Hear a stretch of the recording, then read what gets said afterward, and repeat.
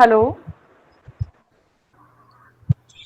Yes, actually, I am just going to paste the instruction set Rajesh sir, is it okay in the now? chat box. Yes, yes, it is okay.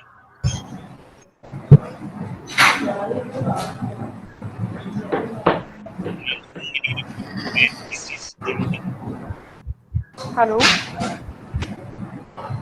yeah, I can't use the interface because there Ra- are so many resources. Rajesh Yes, sir.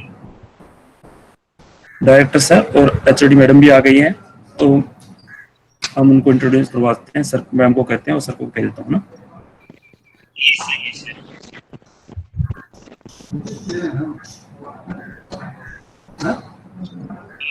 Pawan Sharma, please do not Hello. share the screen.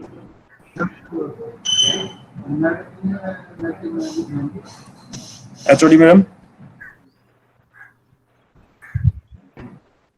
Shishram आप start करो, कोई नहीं। Okay.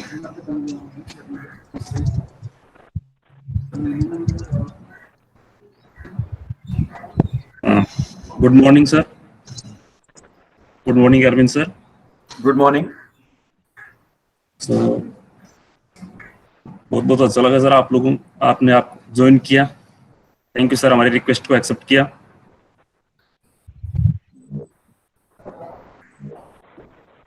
HOD HOD ma'am please introduce करवाइए। Hello. Nisha,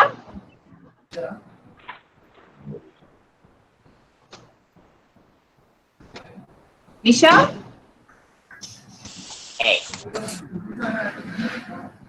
so I think I sir to welcome Dr. Arvind and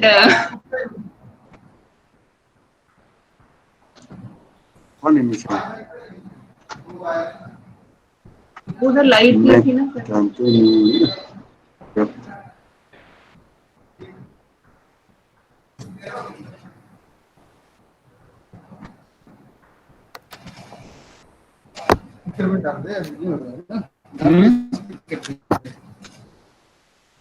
निकाल दे इसको।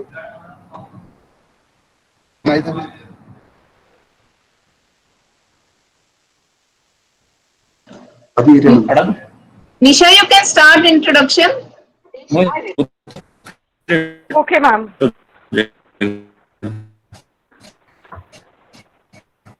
Before we begin, I request all the participants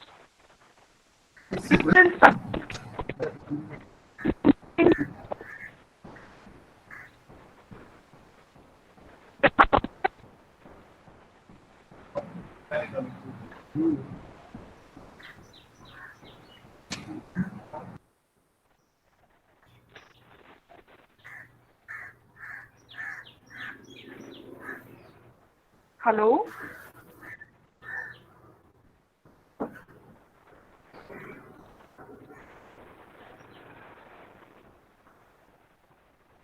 hello. हाँ बोलो निशा, बोलो, कुछ सुन रहे हैं हम लोग। Yes, Nisha, we can hear you. Please start. The computational paradigm for the universe supplements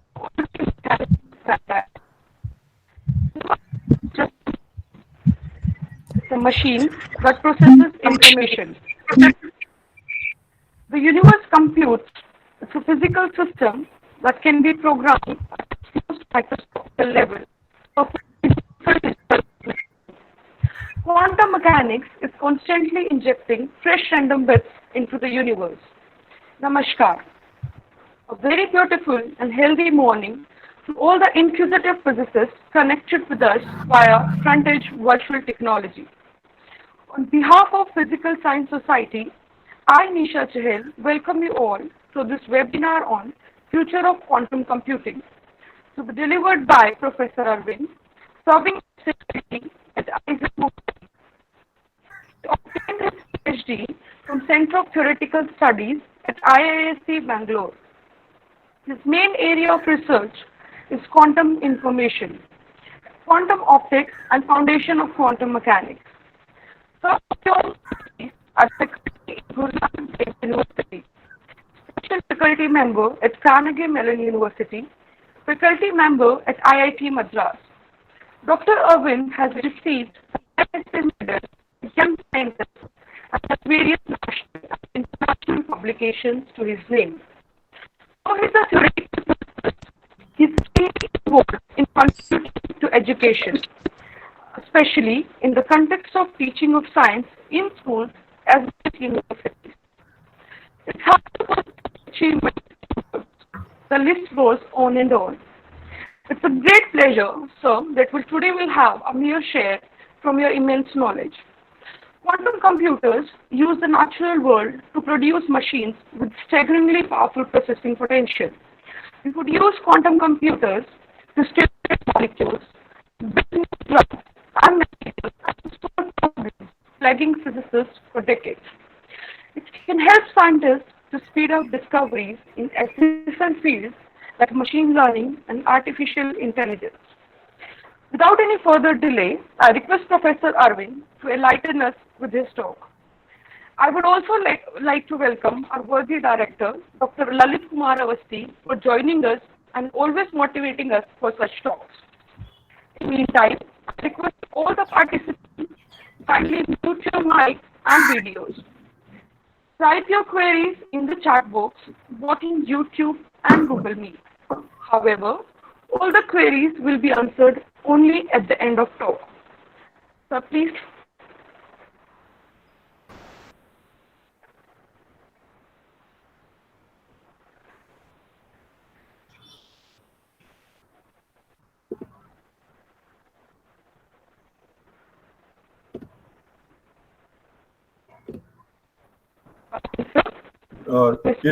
Is my presentation now visible?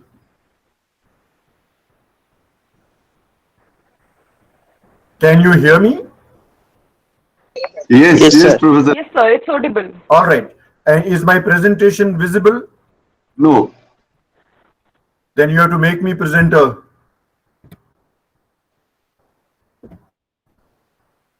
Somebody has to make me presenter because in the testing phase, yes, sir, it's visible. Was visible. Yeah, you are no longer presenter, it says. So earlier it was I was the presenter. So somebody has to make me presenter and then my presentation will be visible. Somebody else? Is it visible now?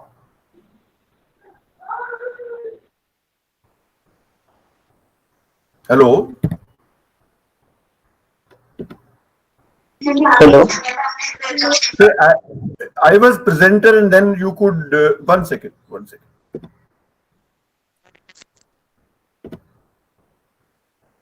Yeah. Can you see my screen now? Yes, sir.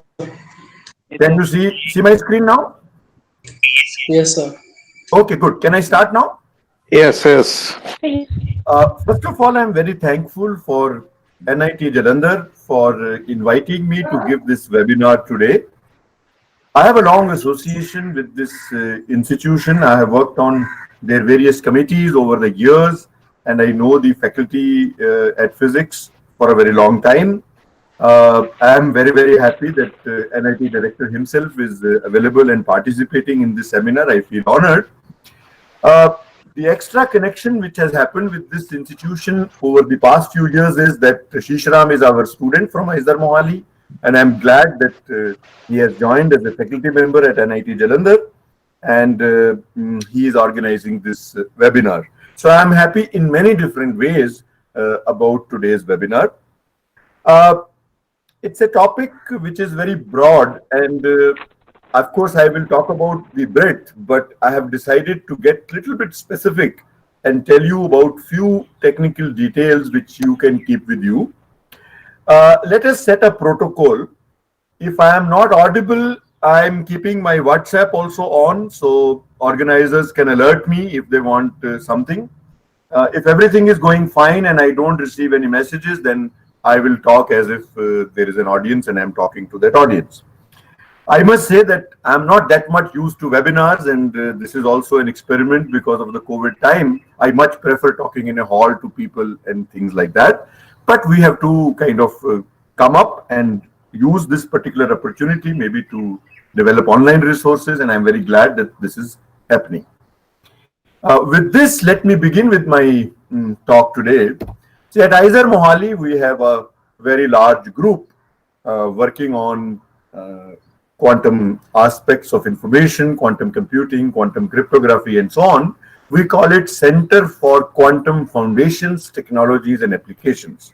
And this center has about 6 faculty members, 30 students, and recently we organized a large event which was NMQTA Meet, which I will tell you in the end what is NMQTA. NMQTA is National Mission on Quantum Technologies and Applications, which is developing very fast.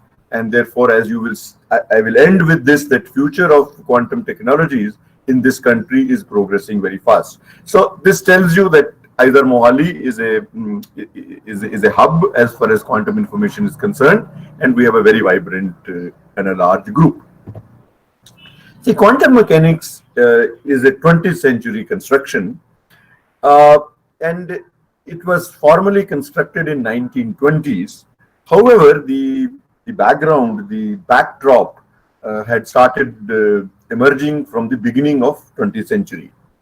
So atomic spectra, when you heat matter, light should come out, but why not all frequencies? After all, heat is random motion, so random motion should produce every kind of light. However, when you heat a particular element, you see characteristic spectra, and that characteristic spectrum that you see cannot be explained using classical physics.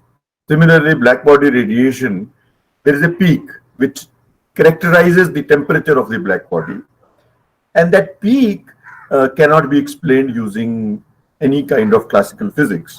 So classical physics, one kind of theories will predict monotonic increase, and other kind of theories will predict monochronic decrease of the energy density with frequency. But this very interesting feature that energy density is maximum at a particular frequency which depends on the temperature. So this color temperature correlation, that from color we can find the temperature. Like when you look at stars, from the color of stars we are able to find the temperature of the stars. This is a purely quantum mechanical explanation. Third thing which became very important is photoelectric effect. The way electrons are ejected out of metals when you expose them to radiation has certain features which classical physics could not explain. So all this put together led to a situation that physicists realized that we do not know much about the world around us. And the irony of it is that physicists thought we know a lot about the world around us. At the end of 19th century, Lord Kelvin had given a talk where he said that, almost everything in the world is known to physicists. Turned out that nature had much more to offer. So 20th century is called a quantum century because once quantum theory was constructed in 1920s, it was applied to atoms, it was applied to materials, it was applied to all kinds of things, to radiation, and to the structure of molecules. So all materials, all chemistry, all particles. So everything you see around, most of the explanations come from quantum physics or quantum science. So color of objects, bonds, all these things, all chemical properties, chemical reactions, the final explanation for all these is quantum. So that's why we call 20th century as the century of quantum mechanics. Now, quantum mechanics brings in I've changed the slide in case there is a difficulty, you can tell me. So quantum mechanics is a very different way of looking at the world. It's a new way of thinking. So as you can imagine, in the previous slide, the things which I told you which led to the construction of quantum mechanics, the situation was such that one had to actually invent a new way of thinking. So is there a problem? Yes? Can you hear me? Is all going well?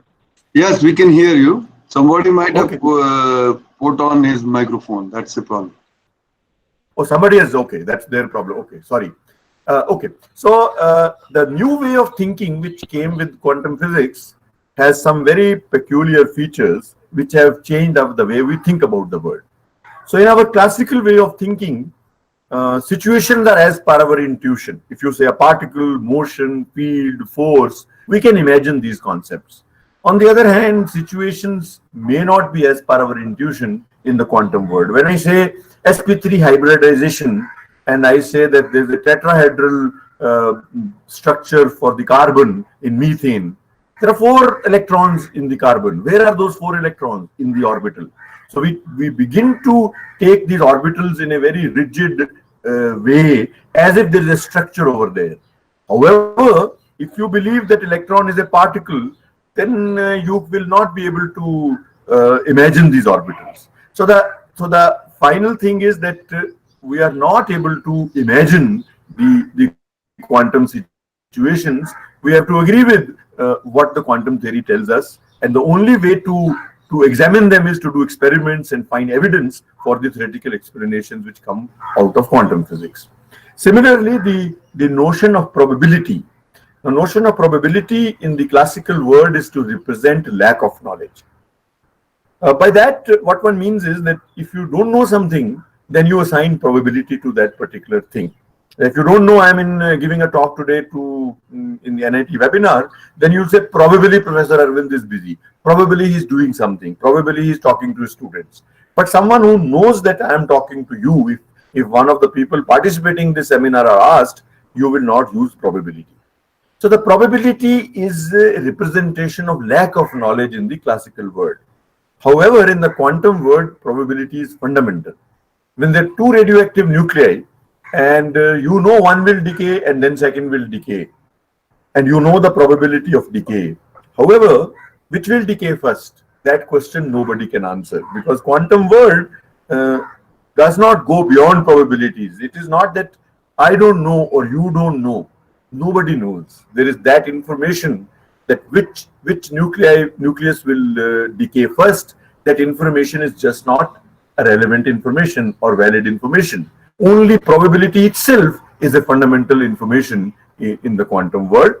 The third different aspect is the space of theory is the actual space in classical physics. So we say configuration space, we talk about particles, force, vectors, all that, but we work in the actual space. When you say 10 particles in a box, you actually mean 10 point-like objects. Whereas the theory of the space of theory, the theory of space is different from physical space. So in quantum physics, we use complex linear vector spaces in which we build explanations, and those explanations and the structure of that space has nothing to do with this system that we are modeling. So it's a meta theory. You abstract out the quantum features and then you are able to write down equations for their dynamics and you can make predictions. Only way to verify the predictions is to do experiments, but those experiments are done in regular laboratories, whereas the calculations are done in an abstract space which we call the Hilbert space associated with the quantum system. So I can go on and on how quantum explanations are different from classical explanations, but this gives you some kind of an idea. I will now go to my next slide. So in another way, if you see quanta, the classical word is a continuous word, whereas quantum word is a discrete word. So light energy cannot be exchanged continuously, it comes in packets.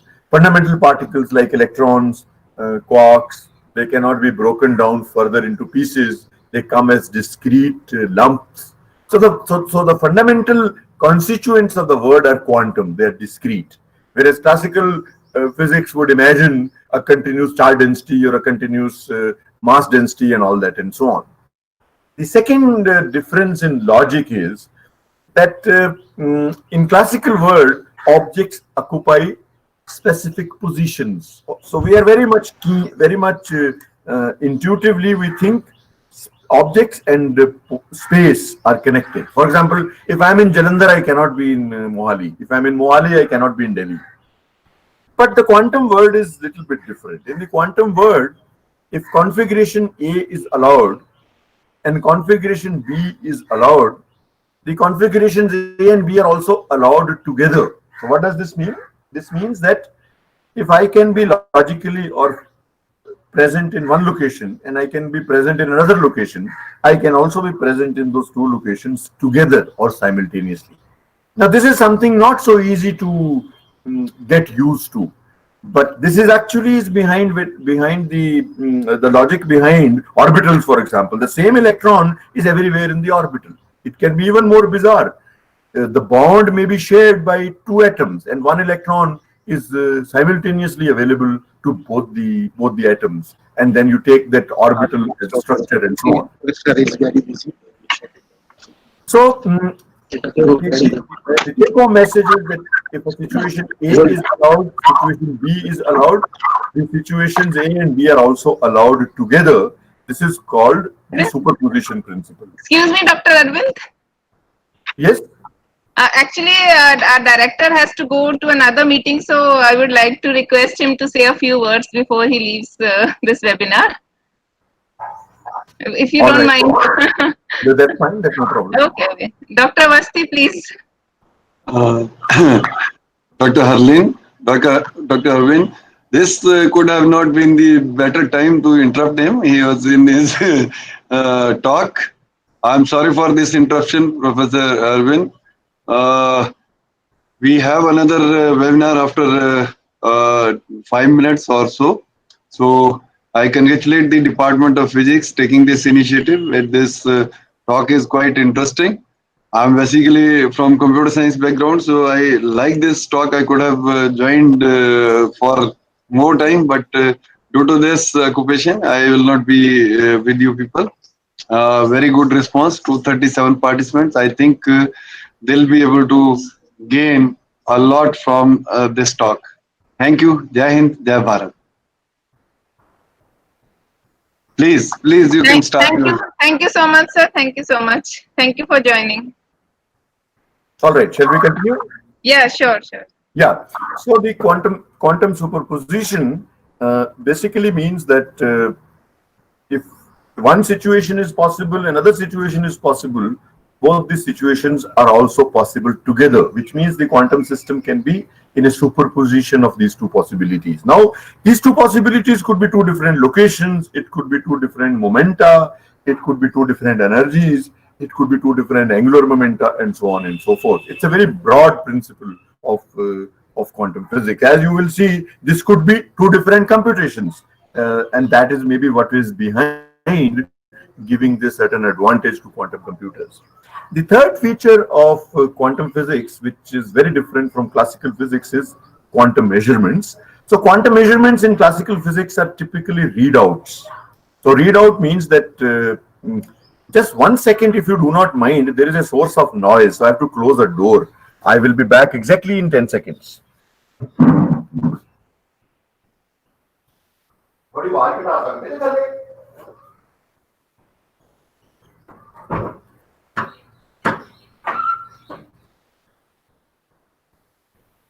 Yeah, so good. So the classical word, the measurements are readouts, which means you go and see a system, you learn about it. Like you go and read a book, you read the information in the book. That's like a measurement on the book. But the book doesn't change in the process. Now that is not how the quantum world is organized. When you want to learn about a quantum system, the very process of measurement requires interaction. And that interaction changes the system. So if it's the quantum book and you go to library and you read the quantum book, and then when I go after you, the book I will read will be slightly different. So every time somebody will open the book will change. So this is also a very deep principle of quantum mechanics, and this is related to quantum cryptography, because information is also, there's a certain conservation of information in the quantum world. So if I am taking certain information from a quantum system, then you will not be able to take that information. So in the classical world, it is not like that. If you tap into my phone call, you can be a passive hearer of the call. Where in the quantum world, if you tap into my phone call, you will end up leaving a signature, and therefore you can always be caught. So nobody can passively hear someone else's conversation in the quantum world. We will see when we come to that. The fourth feature I want to flag here is quantum entanglement.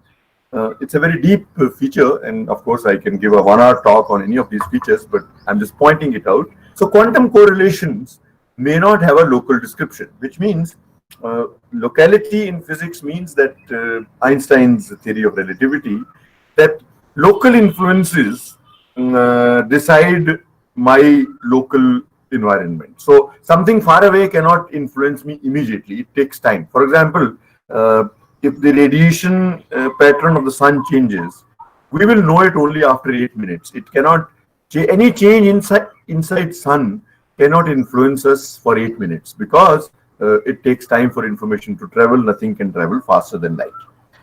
On the other hand, quantum mechanics allows certain non-local correlations, which means if I have two particles, one particle here and another particle which is on another star, which is a few light years away, and they are entangled. They were prepared entangled. One went there, one remained here. There could be correlations between them which cannot be explained locally. So that is a feature called quantum entanglement. Quantum entanglement is related to quantum superposition. In some sense, quantum entanglement is a consequence of quantum superposition. So these are the features in which the logical structure of quantum theory is different from classical physics. Let me go to the next slide. A very important distinction that mostly the quantum features I talked about, they are applicable or they're valid for microscopic objects like atoms, particles, nuclei, things like that. Now, in the whole of macro world is basically made out of microparticles. So, atoms, semiconductors, materials, molecules, biological systems, they all are made of small objects which follow quantum mechanics. Then, but the interesting part is that at the macro level, the quantum effects disappear, and what the word you see is classical. So, micro world quantum mechanics is basically 20th century quantum mechanics, in which at the micro level, nobody will say that the word is not quantum at the micro level. But so quantum effects at macro level disappear because of a phenomena called decoherence or noise, environment-induced noise. So classical word emerges out of the quantum word at the macro level, and all our intuition, our regular logic, and all that becomes valid. Now the question is, can I turn the situation around? Can I have situations where quantum features are visible or are manifest at larger time scales or larger length scales, or in situations where you expect them to actually die out?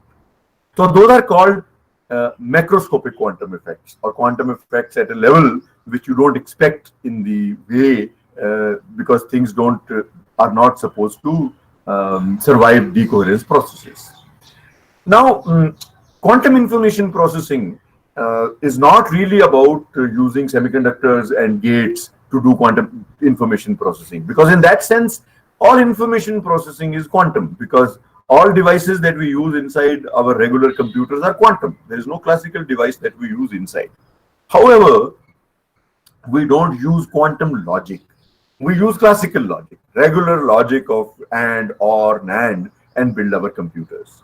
So the basic distinction between quantum information processing and classical information processing is that you not only use quantum devices, you also use quantum logic, in which two computations can happen together. You use superposition principle, you use quantum entanglement to gain computational advantage. So that is what quantum information processing is all about, and that normally requires keeping quantum effects intact at scales, time scales, and length scales in which typically they are not valid. So in quantum information processing, broadly there are three categories of things which come. One is quantum cryptography, other is quantum algorithm, and third one is quantum simulations. So before we begin, let me try to give you such an idea. I mean, I don't know, I think you are a varied mixed audience of physics, engineering students, and all kinds of people. So I'm going to keep today's discussion at a very broad and general level, and we can have more questions when in the question session. So a computational problem is hard or not hard or solvable or not solvable, it depends on the complexity of the algorithm that you're using. Complexity is a technical word used in computer science. It is not how complex it is. Complexity means that I have a problem.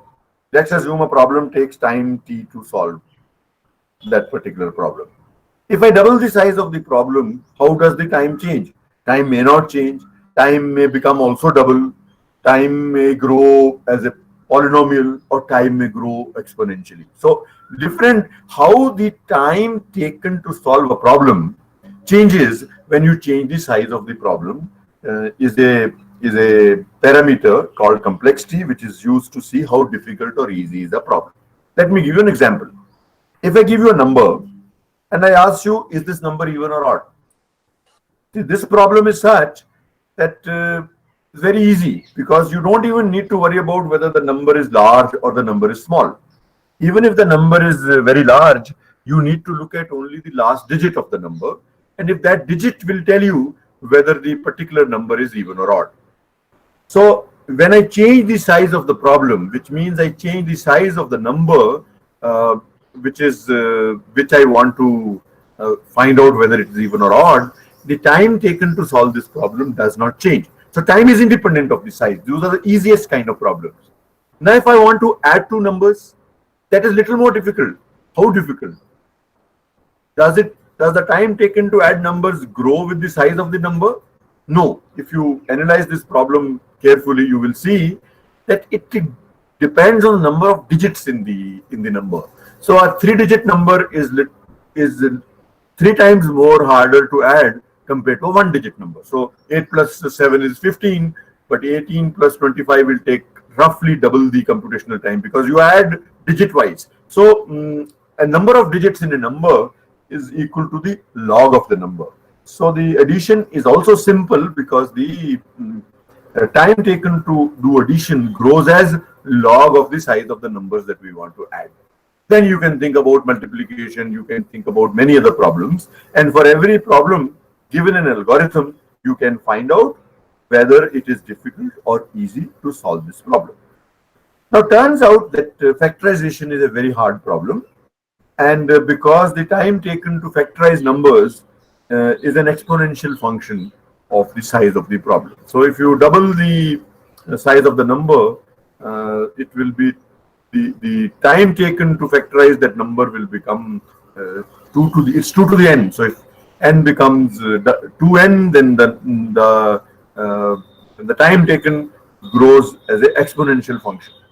So those are the hardest problems in which the time taken grows as an exponential function of the size of the problem. And in computer science, we call these problems not doable. It's not that we don't know how to do them. Very soon, you can exhaust any computer. So to give you an idea, 2 to the power 10 is a very large number. So if you can solve, if a problem is exponential, then for 1 bit, the time is 2, 2 bits time is 4, 3 bits time is 8. You think it's going well, but you calculate what is 2 to the 10, and if you think 2 to the 10 is not very large, calculate 2 to the 12. So 2 to the 12 or 2 to the 13 will be a number of seconds the universe has existed, and so on. So very easily the exponential function grows very fast. And as you know, in today's time, the COVID cases are growing exponentially fast, and that's why the whole world is scared of COVID. And it turns out that if we build quantum computers, they may be able to solve some of the problems which are exponentially hard in polynomial time. And that's how quantum computers are very important. And as was early on predicted, one important application of these computers will be quantum simulations, because quantum systems are very difficult to make calculations with. If you have one spin-off particle, the Hilbert space is 2-dimensional. If you have 2 spin-off particles, it is 2 to the 2, it is 4-dimensional. 3 spin-off particles, it is 8-dimensional. 10 spin-off particles, the Hilbert space is 2 to the power 10-dimensional. And 2 to the power 10-dimensional matrices are very difficult to manage even on a current supercomputer. So, therefore, immediate application of quantum computers would be to make calculations on on quantum systems themselves, which means to carry out quantum simulations. So quantum simulation is something which one would like to do on a quantum computer. On the other hand, there are other important algorithms. For example, factorization. Factorizing large numbers can be done on a quantum computer in polynomial time, which was a very big breakthrough because nobody thought that one would be able to do it. And that brings in importance of quantum cryptography, because cryptography, which we will talk about in good amount of detail in today's talk, is a process where we want to have secure communication. And secure communication today, the way it is done, is based on a protocol called RSA. And RSA depends, the security of RSA depends on the fact that we are not able to factorize large numbers in polynomial time. So eavesdropper or hacker, who if the hacker confines to classical computers, then hacker will not be able to factorize large numbers in polynomial time, and all our passwords and bank transactions and all that are secure because the cryptography used over there is RSA. On the other hand, if a quantum computer is built and the hacker or the eavesdropper has a quantum computer to his or her disposal, then the hacker will be able to crack RSA, and if RSA is cracked, then the cryptography which is currently used with the code, all codes will be broken. And then what will we do? We will have to move to quantum cryptography, which is fundamentally secure. So in some sense, quantum physics not only gives us possibility of building computers which can solve problems which are very difficult or exponentially hard in the classical world, it also gives us tools to build fundamentally secure systems, which we will talk in good amount of detail in today's talk. Before I move on to certain technical aspects, let me very briefly tell you that Seth Lloyd has summarized that quantum mechanics has given us many gifts. One is the gift of stability. The nature would not have been stable without quantum mechanics, because electron would have fallen into nucleus for all atoms. It has taught us how to count, because counting is a discrete operation or a quantum operation. In a continuous world, there is no counting. So fundamentally, counting is quantum, and the units of information in DNA, they are also bits and qubits, and they are also quantized, which means they are discrete motifs. Information processing of coding of DNA and all that, it depends on that.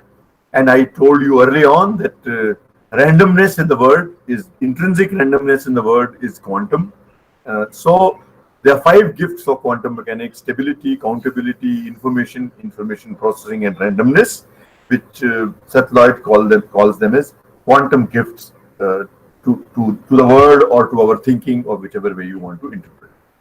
So with this detailed introduction, let me move on to one domain in which I want to tell you, get into certain technical details, which is quantum cryptography. So what is the time like? Yeah. So what quantum cryptography is a very old science. So Alice wants to send a message to Bob such that Eve cannot decode it. That is the goal of cryptography.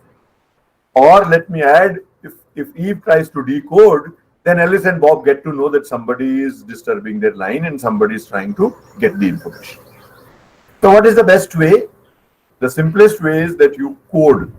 So instead of sending information directly, you develop a system of code words. So let us think of a warlike situation where the main guy taking the decisions want to tell the front, start the attack. Now instead of sending a message on telephone or on a regular line, start the attack, you send a code word. The code word is written in red in the screen, WX, FVX, XLI, FX, whatever. Now, what is the relationship between the two?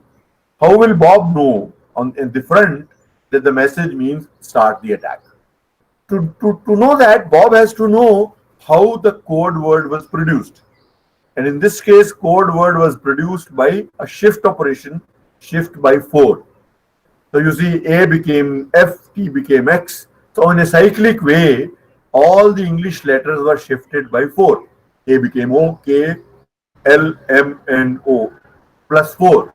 C became C, D, E, F, G, like that. Now anybody who knows that this is a shift by 4 will be able to shift it back, and then it will read start the attack. Very good. The problem is solved, because now you know what to do. But the point is that can somebody decode without knowing that it is +4? The answer is yes, because you have used an algorithm to code. And Eve, if Eve is smart, will look at the message that you are sending and tries to see what could have been possible ways you have obtained it from a message. And she can employ computers, and she can employ smart people and scientists or whatever. So since there is a code, there is a pattern, and the pattern can be then deciphered or decoded. So the point is that any algorithmic code can in principle be broken by a smart enough computer or a smart enough set of people using processors. So all Excuse me, sir. codes, yes. Excuse me, sir. Yeah. So PPT is not visible. No, I have not changed anything. You can pin I'm it. just changing slides. So let me see. Let me You can pin it. Let me go back and see.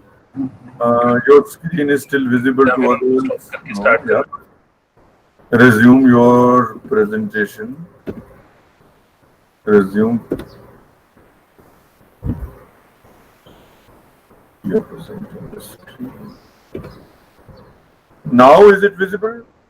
Yes, sir. Yes, sir. Yeah, maybe it just became dormant. Okay, so can you see now? Yes, sir. Okay. Yes. Yeah, so you see this code word can be decoded if you have a big enough computer and smart enough people. So all algorithms, because they are patterns can be recognized, and once you recognize the pattern, you are able to decode. So no cryptography is fundamentally secure. Which cryptography is secure? The cryptography which secure is when the code is random. So sometimes I use 4. By the time you learn 4, I shift to 5. Then I shift to 8. So I keep shifting my strategy so that time you have spent in learning my code is wasted and I have a new code at every time. So this has been shown long ago that such cryptographic schemes are fundamentally secure. So let us see how it works. So for example, English can be coded as in 5 bits. So A becomes 00001, B becomes 00010, like that. So 5 bits. Now you see, if English can be coded in 5 bits, Punjabi can be coded in 6 bits. So all languages can be converted into binary, which you all know. In the binary word, there are binary strings. So finally, whatever is the message can be coded or rewritten as binary. So the message I'm sending is a binary string, which is n-bit binary string. So how many n-bit binary strings can I have? I can have 2 to the n, which is capital N binary string. So message now, in an abstract sense, is a binary string. What I do, I generate a random string. So I do a coin toss. If I get head, I put 1. If I get tail, I put 0. So I generate a random string. Now I take the message string and I add random string to it, and I get a code string. Now this code string has all the information about message, but code string, if you see, is as random as a random string. There is no pattern in it. So nobody can really get the message from the code string unless you have the random string with you. Because if you have a random string with you, you will subtract the random string. The code string minus random string will give you the message string. Who has the random string? Person who coded, because it was generated by coin toss. So a sequence of numbers generated by coin toss cannot be reproduced by someone else. So only the person who coded can decode the message. Or if the random string is copied and is physically given to Bob in the front, then Bob will be able to decode. So now you see what happens. If Alice and Bob share a long random string, they can do secure cryptography. So this is called one-time pad. And this problem of, therefore problem of cryptography is reduced to sharing randomness. So shared randomness is a resource. So this whole idea is called key distribution. So you don't really need to do cryptography. What you do is you distribute the random key between Alice and Bob. And once the key is distributed, then they can do cryptography. However, Classically, there is no way to distribute the key. Any way you will try to distribute the key, a third person Eve can also get information about the key and therefore can decipher the messages which Alice is trying to send to Bob. So the fundamental solution to the problem of key distribution comes from quantum mechanics, which we call quantum cryptography. How it works is the following. So a fundamental unit of quantum information is a qubit. So think of a two-level system where zero is down level is 0 and up level is 1. And since there are two systems, they can be created in a singlet state, which I've written in the next line. So a quantum state for two spin halves can be created, which is a superposition of first one 0, second one 1, and the second component is first one 1 and second one 0. As I told you early on in the talk, that if first component is allowed, second component is allowed, these two components are also allowed together, which is a superposition state. And this particular superposition is singlet, and it is a maximally entangled state. Little bit of work will tell you that this is rotationally invariant, which means this is written in Z basis, but I can change the basis to X basis or Y basis, and for that matter, it can change it to any basis. It will look same in all bases. If for our purpose, we will choose two bases, Z basis and X basis, and they will be chosen randomly. So these states are generated. Particle A goes to Alice, particle B goes to Bob, and remember the quantum state of the particles together is an entangled singlet state. Now what happens? Alice randomly chooses between X and Z to make a measurement. Similarly, Bob chooses between X and Z to make a measurement. Now what happens? Let's think about Z measurements. Look at the state. If Alice makes a measurement and find her particle to be in a state 0, then Bob's particle has to be in state 1, because the first component, the wave function or the state will collapse to the first part. So when Alice sees 0, Bob sees 1. Similarly, if Alice sees 1, Bob will see 0. So you see their bits are going to be correlated. Now, what is the probability for Alice to see 0? And what is the probability for Alice to see 1? The probability is half, because probability is Cj mod square. So the coefficient of each component is 1 over root 2. Square of that is half. So the outcome is random but correlated. Correlated with whom? With Bob, who has the second particle. Now, this is dynamically generating this information. This information is not that Alice is sending a bit to Bob. No. Alice herself doesn't know what she's going to get, because she is making a measurement on the quantum system.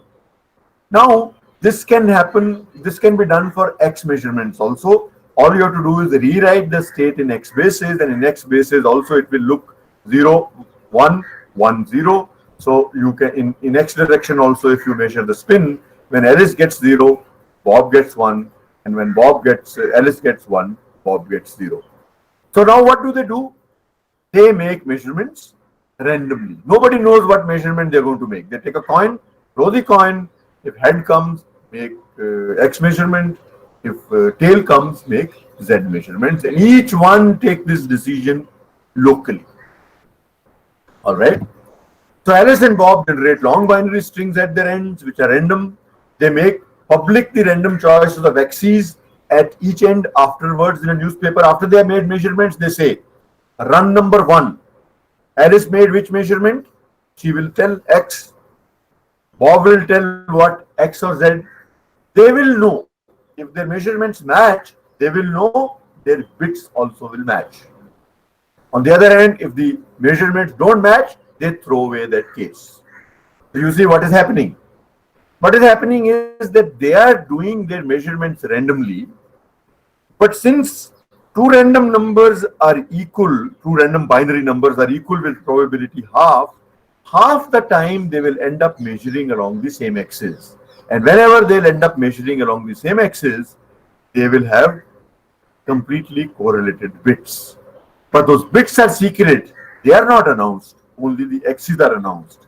So those random strings which are now getting dynamically generated by quantum measurements in the labs of Alice and Bob are random secret strings, and they are the key which can be used later for cryptography. Of course, now we have to do security analysis.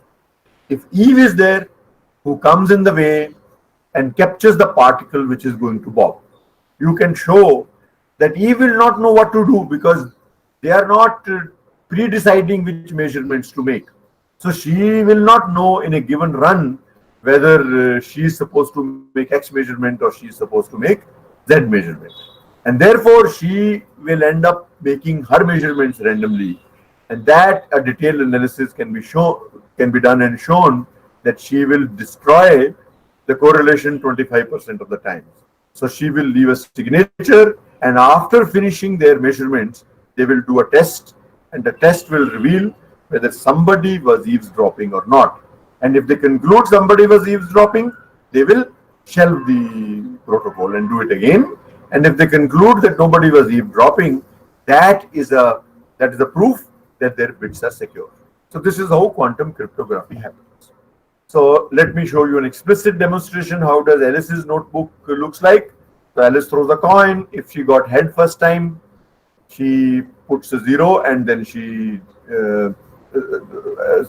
makes an X measurement, and let's assume she gets 0 as an answer. Bob makes an X measurement, therefore he will get a 1. And I have flipped whenever, so just for the strings to look same, wherever Bob got 1, I have put 0 for simplicity. So you see XX will correspond to 0, 0, which means when both measured along X, they got the same string. For example, next time when it is XX, that is the entry number 1, 2, 3, 4, 5, 6, it is 1, 1. That is again fully correlated. On the other hand, when he measured, Alice measured along X and Bob measured along Z, there is no guarantee, and those cases they will throw. So they will keep, for example, run 1, they will keep run 4, they will keep run 6, they will keep run 8. So wherever they agree on axes, they will keep that run, and that will give them the secret key. All right. So this much about cryptography. The message is that fundamentally secure cryptography can be done only using quantum physics. Now let me move to one example for quantum computation. Let's look at a problem which has an Indian connection. I thought I will put it here.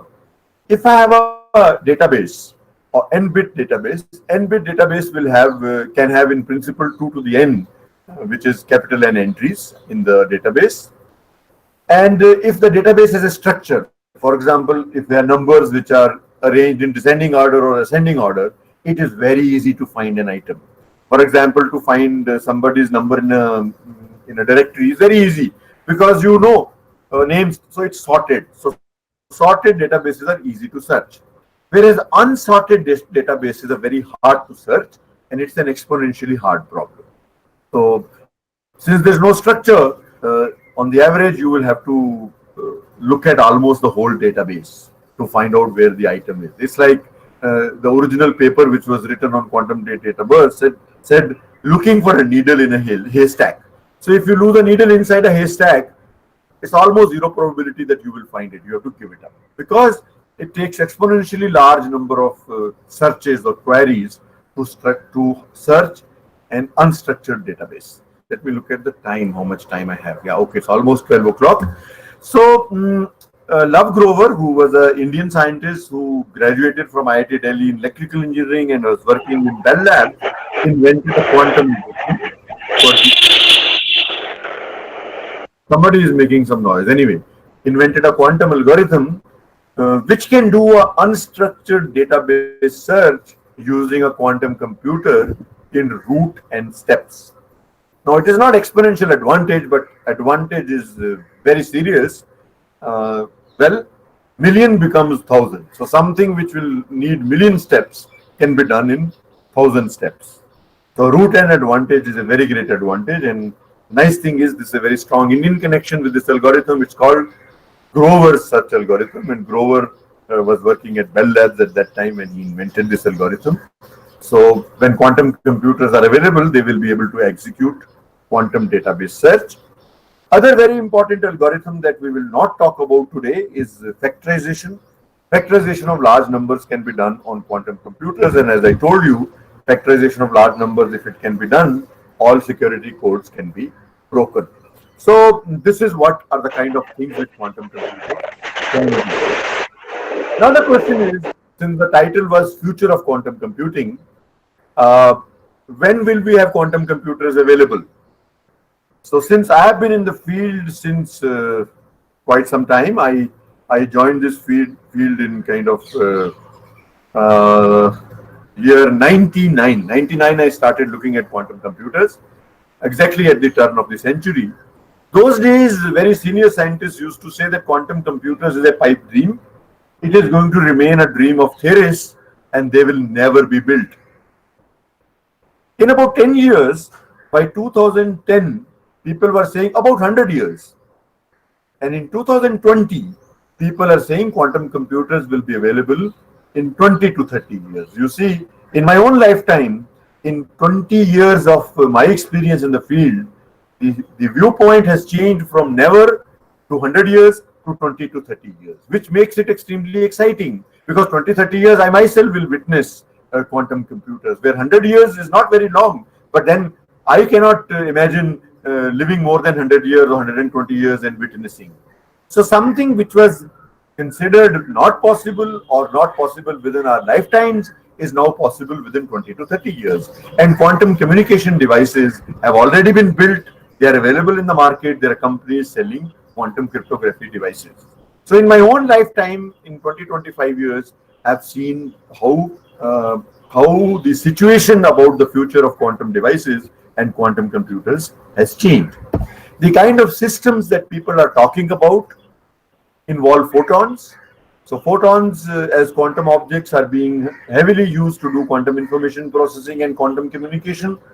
People use nuclear spins. So inside nuclei, there are spins, and their up and down states can be used as quantum bits or qubits or for quantum computing. Superconducting quantum computers are currently most advanced. If you look at the Google quantum computer and the IBM quantum computer, both are based on superconductors.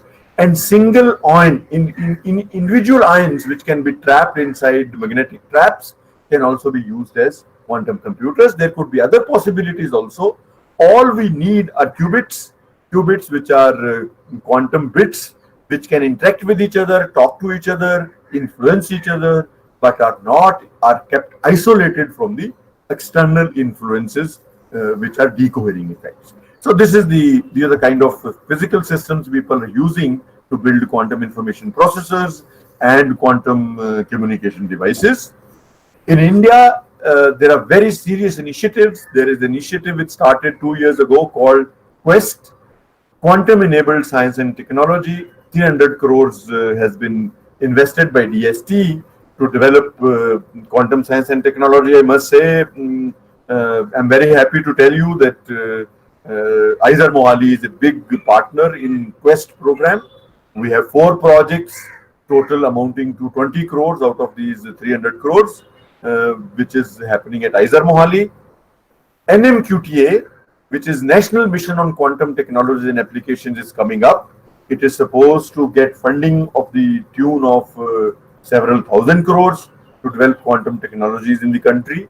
And there's a national mission on ICPS, which are these cyber physical space and technologies, again of DST, which also focuses on quantum technologies. So India is beginning to recognize the importance of this area and is heavily going to invest in the development of quantum science and technology through these programs, and activity will start across the country, and we are moving ahead with a very great speed along with the world to develop quantum technologies and quantum computers and quantum information devices and quantum communication devices.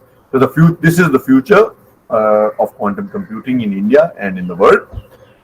Today what I tried doing was to give you an overview of quantum mechanics, how quantum thinking differs from classical thinking, how that new thinking comes in and changes our view of quantum information processing and quantum communication, and I thought a little bit of glimpse at least into one technical problem, which is quantum cryptography, I will share with you, and then I have ended by giving you a roadmap how quantum information or quantum computing is developing fast.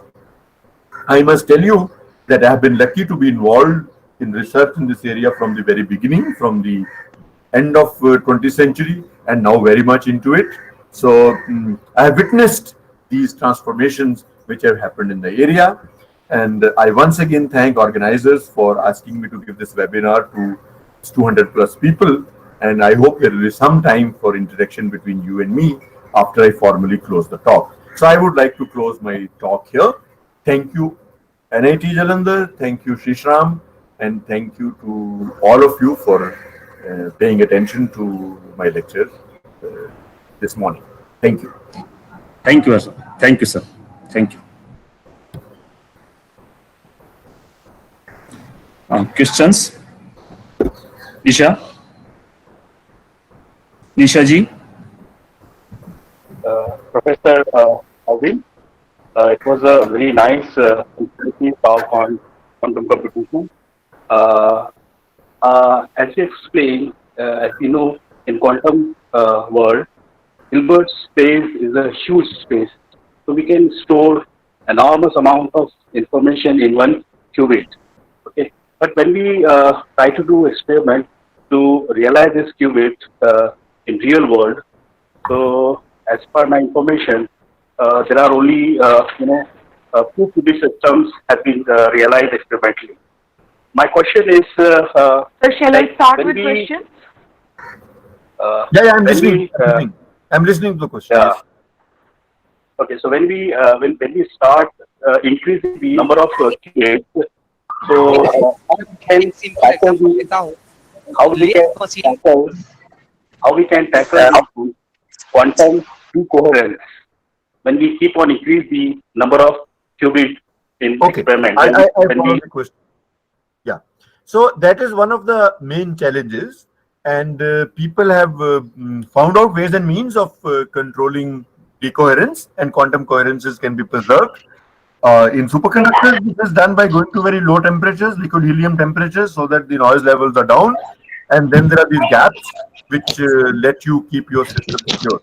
So the main challenge is to keep these quantum effects alive, and that's why people thought that this will remain a theoretical dream.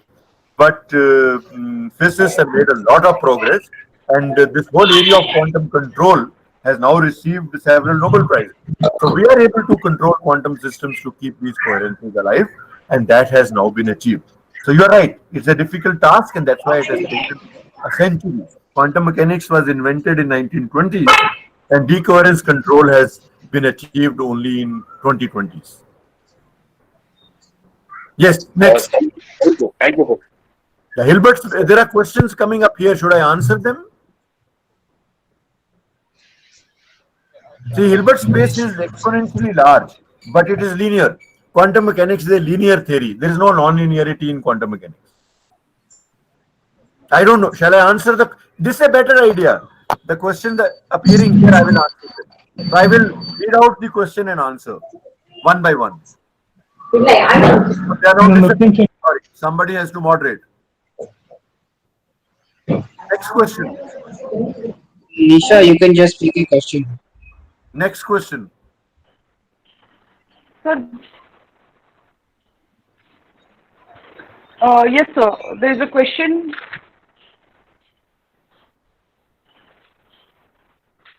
Yeah, let the person speak. That's better. Nisha, just announce the name of the person and let them speak. Okay, there is a question from Nitesh Kumar. Question is from Dolan. Are all the bell states correlated with entangled state? I couldn't hear anything. Just 1 second. Okay, Dolan, you can ask your question. Are you there? Yeah, somebody who's asking a question, please ask. I could not hear.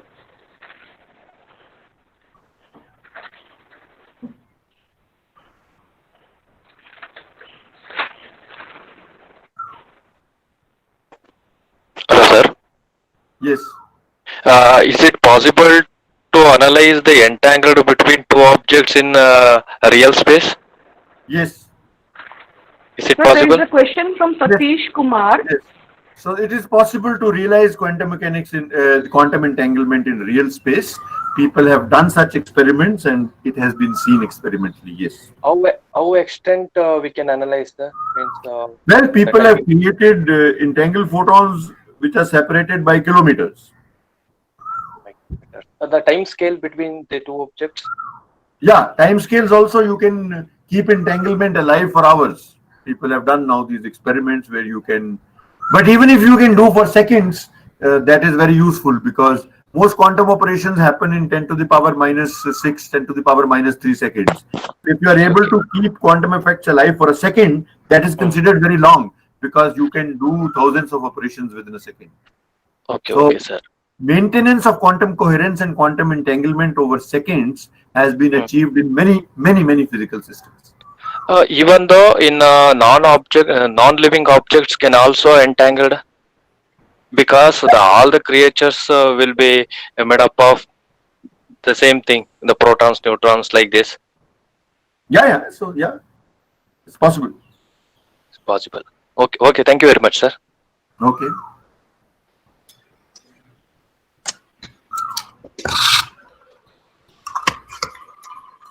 Hello. Hello. Yes. Good morning, sir. Morning. So my question is, can we do this experiment that I can, means, if I have some object at a particular place, I can send it at another place with the help of quantum physics. So you are saying, can I? We have seen in a science fiction movie that someone send one object from one place to another place. Yeah. See, teleportation. I don't know. Yes, sir, teleportation. See, now that you talk to me, yeah, your wife was teleported, right? Okay. So teleportation is not very counterintuitive. We always do it. Now that we have gotten used to, earlier a video call is teleportation of expression and voice. So you can teleport things. It is not like science fiction. Only thing, it will take time. Okay. So to teleport, I mean, already you see my point. You should see it this way. Teleportation of voice, teleportation of, now people are talking about telepresence. I can teleport my environment. So so these things are possible, but they are not all that dramatic as you see them in those movies. You can, but basically what you need to do is teleport the quantum state. So I have a quantum object which is a quantum state psi. I will do certain operations that an object in your laboratory will be created with the same quantum state as my object. This is what is teleportation. So it is possible. Okay. So can we see experiment of quantum tunneling in the lab? Yes, quantum tunneling has been seen in the laboratories. Since you asked me, the most interesting application of quantum tunneling is now in this whole arena of olfaction, how we smell.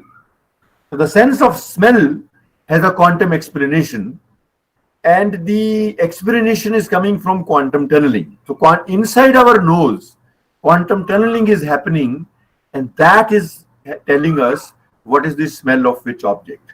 So this is a very fascinating recent set of papers on tunneling explanation of sense of smell. But to answer your question, tunneling is observed in laboratories regularly. You have, for example, STM, scanning tunneling microscope, and we use tunneling to actually image things. So it's regularly done in laboratories. Okay, thank you,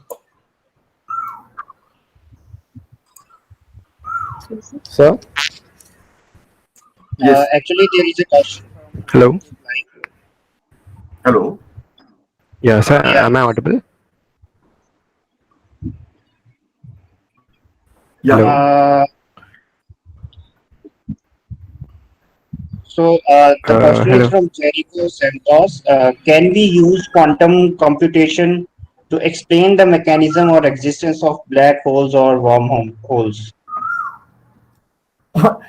Well, in a very indirect way, because when you practice quantum mechanics, the calculations become very hard.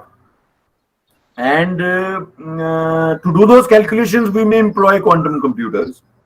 So in some sense, quantum computers may be useful in the area of quantum cosmology. Another connection is that there are information-related paradoxes related with black holes.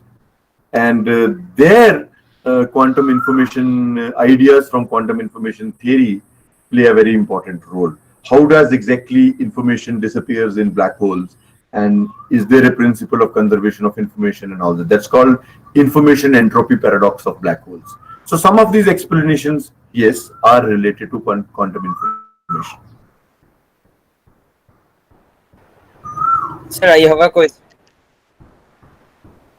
Yeah. Hello, sir. Yes. In physics, there is when you study a gas system, there is a large number of equations that cannot be solved using normal computer. Is it possible to solve the equation of motion of a gas system using quantum computer? Yeah, so people are trying. There are many algorithms now where people have tried solving equations which typically are very difficult to solve on a quantum computer. There are good algorithms available, and people have shown that there is a quantum advantage to these processes. Yes. Thank you, sir. Okay. Hello, sir. Am I audible to you? Yes, you're audible. Thank you, sir, for your lovely presentation. I have a question, sir, that can skyrmions be used for transferring and storing data in quantum computers? Like skyrmions are a topological structure. Yeah, there is a whole area called topological quantum computation, where we use this was developed by this guy. Wait 1 second. Kitaev. So Kitaev came up with a model which is called topological quantum computation. So he has shown that quasi-particles like skyrmions, there is a certain way you can construct a model which can simulate a quantum computer. So that's called topological quantum computation. Experimentally, people have not moved much in that direction, but yes, it is possible. Thank you, sir. Sir? Yeah. Am I audible? Yeah, you're audible. Yeah, good morning, sir. I'm Aviral. Good morning. Yeah, my question is the quantum cryptography is fundamentally secured because of the very process of interfering with the system will hamper the measurement we are trying to get, right? So how does the quantum factorization would destroy this process and be able to decode the message? Quantum factorization will not destroy quantum cryptography. It will destroy classical cryptography.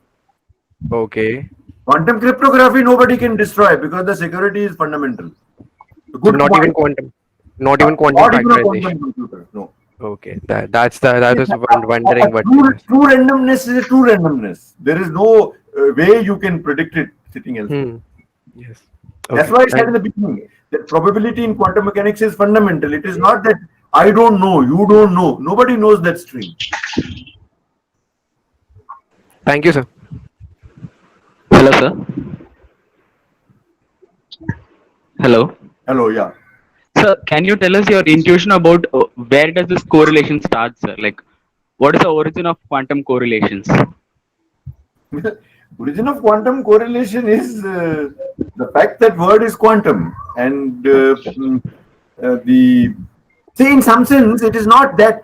Idea is that interactions are not forgotten. Intuitively, in the quantum world, if two particles we think correlation means interaction, but quantum mechanics tells us that is not true. Past interactions are never forgotten in quantum mechanics. So that's an intuitive way of looking at correlation. Okay, sir. So in the classical world, past interactions are no longer important. You can develop a local description. Whereas in the quantum world, if two particles had interacted in the past, they don't forget the fact that they had interacted. That's an intuitive way of looking at it. Thank you, sir. Thank you. Hello. Hello, sir. Yeah, maybe another last two questions, then we'll close. Hello, sir. Yeah, last two questions, organizers. Hello, good morning, sir. Yeah. My question is regarding this quantum entanglement. So suppose let a particle be in some other universe and entangled with a particle in a laboratory. Yeah. Then through some activities, can we, if we change and the configuration in particle in other universe just change in a minute time, within no time. Yeah. So does quantum entanglement doesn't deal with any speed limit or like that? Yeah, good question. So I cannot get into the technical detail. I mean, if I had given a 1 hour talk on quantum entanglement, I would have explained this. But to give you the answer, the quantum entanglement cannot be used to communicate information. It's a correlation which exists but does not violate special theory of relativity. So it is not an actual influence. It is an apparent influence, and that requires more. But to tell you, it is not that I can start talking to you instantaneously. No. I will get some information about you, but I cannot talk. So it cannot be used as a communication channel. No. Hello, sir. Yes. Last question. Yes. Hello, sir. Thank you, sir. Hello, sir. Hello. Yes, sir. Hello. Can you explain me quantum teleportation, sir? That will require a lecture. I cannot quantum Hello. teleportation. Hello. I teach it over 2 hours in my class. I cannot explain it as an answer to a question. You could join my course. I will explain. Hello. Okay. Hello. As a moderator, I request all the participants to please calm down as we have a lot of questions and the speaker is a bit tired, I guess. Yeah. But I want to say two things. Number one, I'm very happy with the response, and I know all questions cannot be answered because I have some other commitment now. But one thing I want to say is time travel and all that is science fiction. It is not science. So don't get in. I mean, there were questions I was seeing: is time travel possible? My answer is you cannot be born before your father, so time travel is not possible.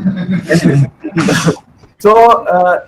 Yeah, so it's a very exciting area, and my webinar will be a success if some of you take up this area in terms of research and as a career and all that. And if you do it, and if my webinar influence you, and you become a famous quantum scientist, tell me 20 years later that you had attended my talk. Okay, bye. Thank you, sir. Thank you so much, sir, for your great lecture and very informative, I must say. And thank you all the participants for your patient hearing and kind attention. I hope you enjoyed being in the webinar. And on the behalf of Physical Science Society, I hope you have a very great year ahead. Thank you. Thank you, sir. Thank you, Professor Arvind. Yes, sir. You can. Okay, good. Thank you, sir. Thank you, sir. It was nice, and it's nice to see that you're doing well at NIT. I'll come and see you after the lockdown is over. Yes, thank you, sir. Thank you, sir. Okay, bye. Thank you.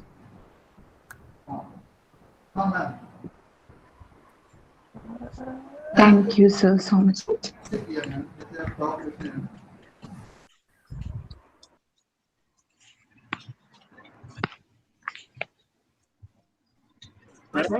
you, sir. It was nice, and it's nice Thank to see that you, you're